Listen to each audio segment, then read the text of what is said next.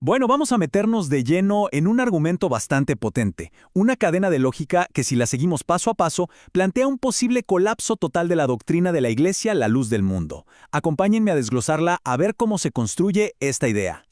Y miren, el texto que estamos analizando no se anda con rodeos, ¿eh?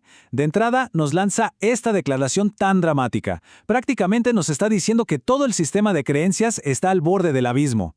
Ahora sí veamos la lógica detrás de esta afirmación.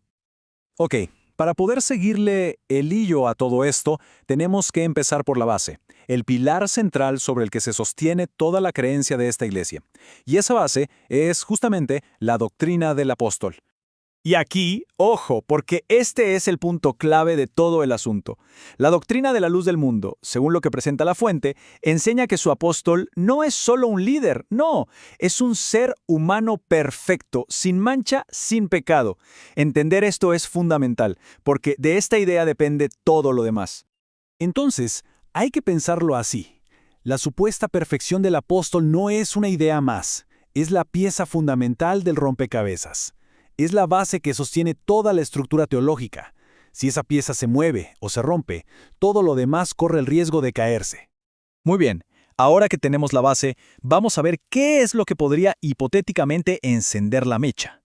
El texto no parte de un hecho ya confirmado, sino que nos plantea un escenario, una posibilidad que pone a prueba esa creencia fundamental. Y esta es la pregunta que lo cambia todo. Un simple ¿qué pasaría si? El argumento se centra en un testimonio hipotético, pero no de cualquiera, sino de una persona clave, la viuda del apóstol anterior, Samuel Joaquín. Ojo, esta declaración hipotética no es el final de la historia, sino apenas el detonante.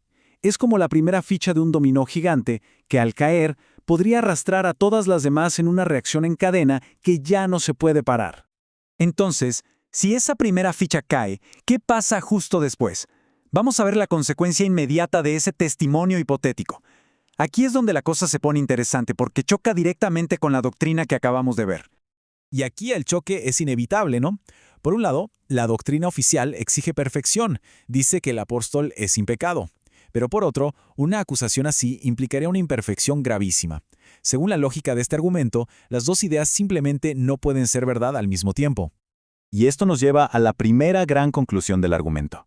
Si se usan las propias reglas teológicas de la Iglesia, una acusación de este tipo significaría que Samuel Joaquín no cumplía el requisito principal y, por lo tanto, no pudo haber sido un verdadero apóstol.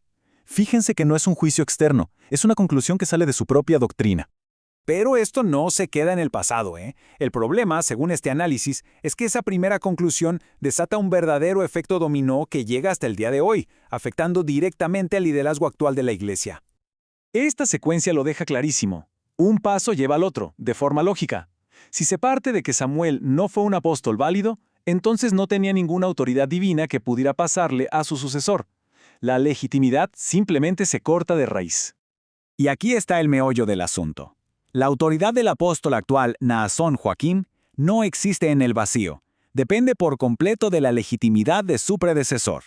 Si la autoridad de Samuel se anula, siguiendo esta lógica, la de Naasón también cae. La cadena de sucesión queda rota. Y bueno, después de seguir toda esta cadena lógica, llegamos a la conclusión final del argumento, el resultado de esta reacción en cadena. El colapso total. El golpe final, según este argumento, es devastador. La doctrina de la elección, o sea, la creencia de que Dios mismo elige a estos apóstoles, simplemente se desmorona. Si no hay una sucesión válida, no puede haber una elección divina que la respalde. El texto cierra con esta frase tan fuerte y simbólica. Es una referencia bíblica que se usa para hablar de la caída de un sistema que parecía invencible. Es una forma de subrayar que no se trata de un error pequeño, sino del derrumbe de todo el sistema doctrinal. Y al final, todo este análisis nos deja con esta pregunta en el aire. El argumento que hemos visto se basa en el poder que podría tener un solo testimonio, una sola voz, para desmantelar pieza por pieza un sistema de creencias de décadas. Nos deja pensando en qué tan frágiles pueden ser las estructuras que dependen por completo de la supuesta perfección de una sola persona.